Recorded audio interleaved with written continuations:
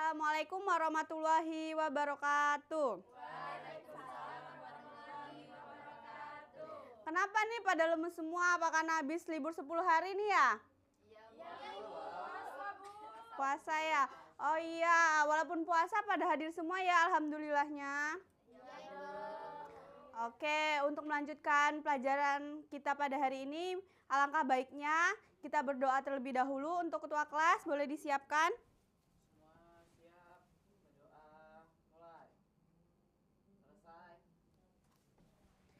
Baik, pada hari ini kita akan belajar. Udah tahu nggak ini pelajaran apa? Nanti lupa gara-gara puasa. Iya, pelajaran IPS dan materi pada pagi hari ini yaitu keragaman sosial budaya di masyarakat. Nah, keragaman budaya Indonesia dipengaruhi oleh dua faktor. Yang pertama itu pengaruh isolasi geografis terhadap keragaman budaya. Nah, yang kedua ada pengaruh iklim terhadap keberagaman budaya. Nih, pengaruh isolasi geografis. Ada yang tahu nggak di sini geografis itu apa?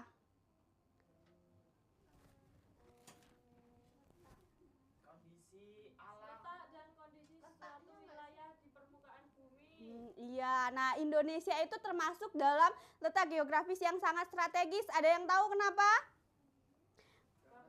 Karena memiliki Iklim tropis. dan berada pada dua benua, yaitu benua, ada yang tahu nggak benua apa? Benua Asia, Australia. Oke, pinter, cakep banget jawabannya jawabannya Dito. Dan selain pada benua, ada juga pada dua samudra, yaitu samudra. Nah, tujuan pembelajaran kita pada pagi hari ini yaitu menjelaskan pengaruh letak geografis terhadap keragaman budaya, serta menjelaskan pengaruh iklim terhadap kehidupan masyarakat.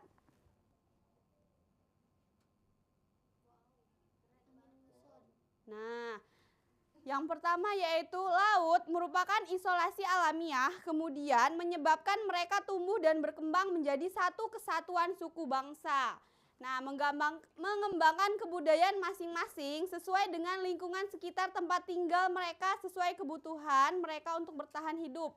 Contohnya itu seperti di lingkungan hidup ibu ya, itu kebanyakannya adalah pohon durian. Jadi bagaimana pada masyarakat itu untuk memfermentasi durian itu supaya bisa jangka konsumsinya lama, yaitu dengan difermentasi. Ada yang tahu nggak? Ada yang nggak ini yang satu suku sama ibu?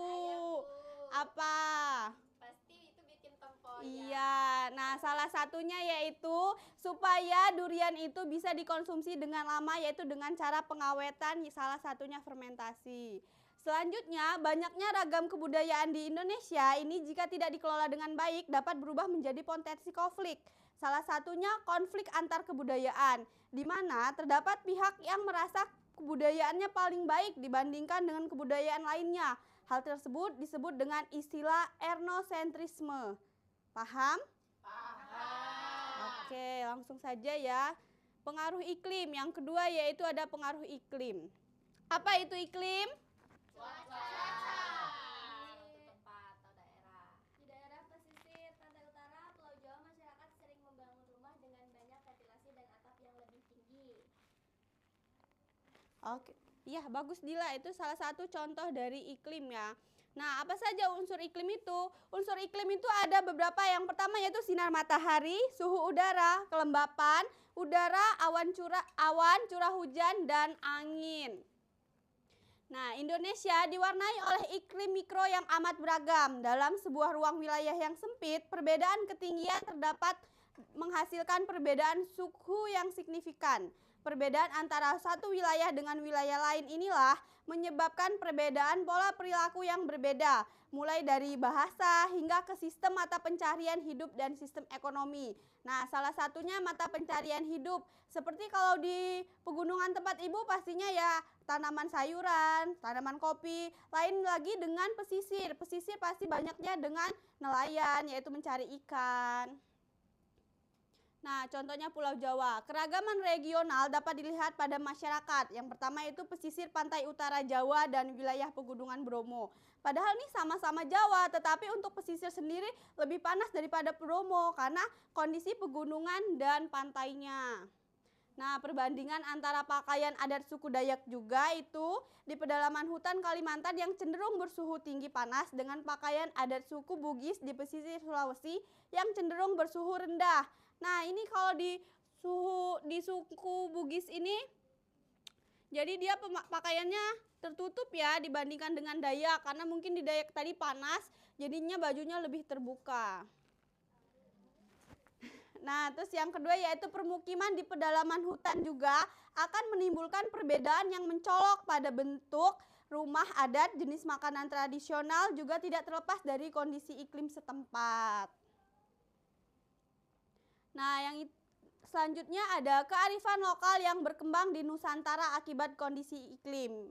Salah satu contohnya yaitu masyarakat adat suku Baduy. Nah, rumah adat Baduy ini warga di desa Kanekis hanya boleh menghadap ke utara dan selatan. Ini tujuannya supaya sinar matahari dapat masuk melalui jendela rumah. Kelembapan udara di lereng pegunungan cenderung lemah sehingga apabila ventilasi tidak bekerja dengan baik, maka sirkulasi udara tidak akan baik. Kalau kita ya bikin rumah tidak harus ke utara ya. Nah, kalau di suku adat Baduy ini harus menghadap ke utara. Nah, oke, sudah di hujung materi, Ibu berikan tugas kelompok. Tugas kelompok ini yang pertama harus didiskusikan dengan anggota kelompokmu tentang soal yang ada pada LKPD yang akan Ibu berikan.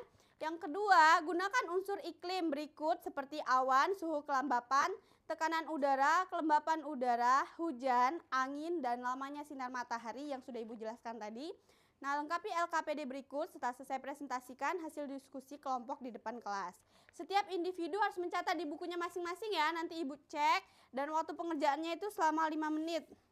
Langsung Ibu bagi saja ya untuk kelompok 1 dan kelompok 2.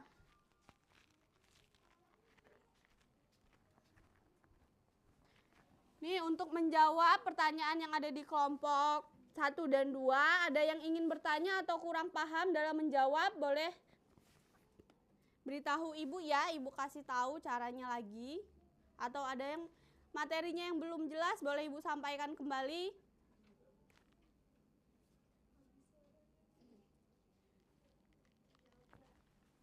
Bu, ini kayak gimana Bu yang dimasukin? Nah, ini Bu. Ini kelompok 2 ya, pertanyaannya kan masyarakat di daerah pegunungan seperti sekitar Gunung Bromo memiliki bentuk rumah, pakaian, dan ini. Nah, pertanyaannya itu jelaskan pengaruh suhu udara dan curah hujan terhadap keragaman budaya masyarakat di daerah pegunungan. Nih, kalian jelaskan kenapa suhu udara dan curah hujan itu terhadap keragaman budaya masyarakat itu berpengaruh.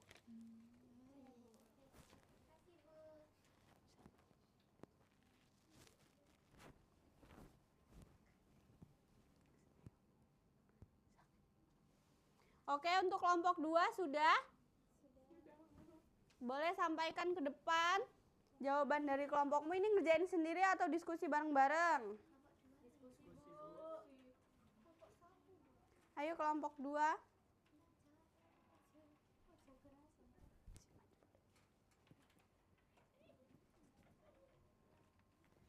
Jawaban dari kelompok 2 yaitu daerah pegunungan memiliki suhu lebih dingin dan curah hujannya itu cukup tinggi. Hal ini menyebabkan rumah dibuat lebih tertutup untuk menahan udara dingin.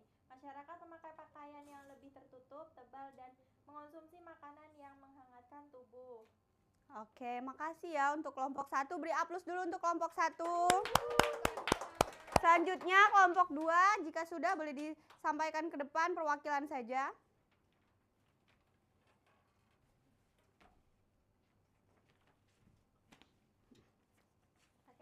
Jawaban dari kelompok 2 itu suhu udara di daerah pesisir cenderung panas dan kelembapannya tinggi.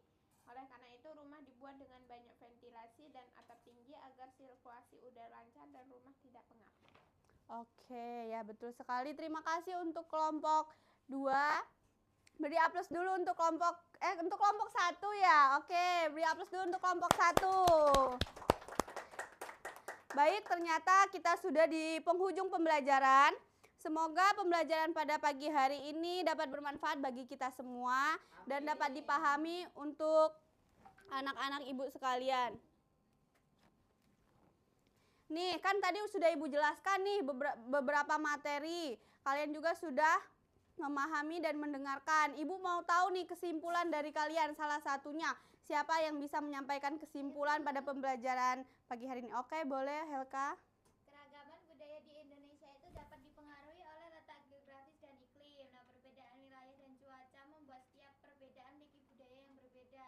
Perbedaan tersebut merupakan kekayaan bangsa yang harus saling menghargai. Bagus.